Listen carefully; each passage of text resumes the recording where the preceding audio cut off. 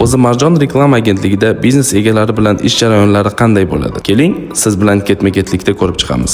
CGM asosida, ya'ni biz Marjon agentligida har bir mijoz yo'li xaritasini aniq bosqichlarga ajratganmiz. Mijoz birinchi marta Marjon haqida Instagram, Facebook, Telegram yoki tanishlar orqali eshitadi. Ko'chada harakatlanayotgan bannerli reklama e'tiborini tortadi. Bu orqali mijoz topish mumkinmi degan qiziqish paydo bo'ladi. Mijoz Marjon sahifasiga yozadi yoki CRM orqali so'rov qoldiradi va shu tartibda menejer bog'lanadi va zarur savollarga qisqa va aniq javob beradi. Mijoz bilan uchrashuv belgilanadi.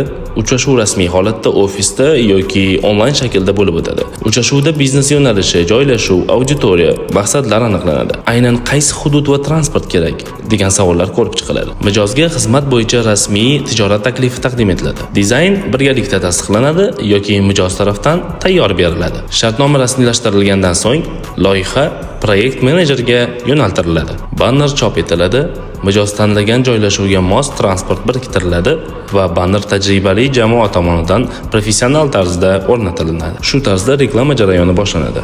Avtomobillar GPS orqali kuzatilinadi. Oy yakunida mijozning shaxsiy kabinetiga foto va yurilgan masofa hisoboti taqdim etiladi. Sotuv menejeri loyiha natijasini rasmiy tarzda mijozga topshiradi. Shartnoma muddati tugagach, mijozga yangi hududlar, mashinalar va davomiy hamkorlik taklif etiladi. Reklama natijalariga asoslanib marketing strategiyasi kengaytiriladi. Agar bu jarayon qiziqarli bo'lsa, sahifamizga obuna bo'ling. Keyingi videoda reklama bannerini olib yurgan haydovchilar bilan qanday ishlashimizni ko'rsatamiz.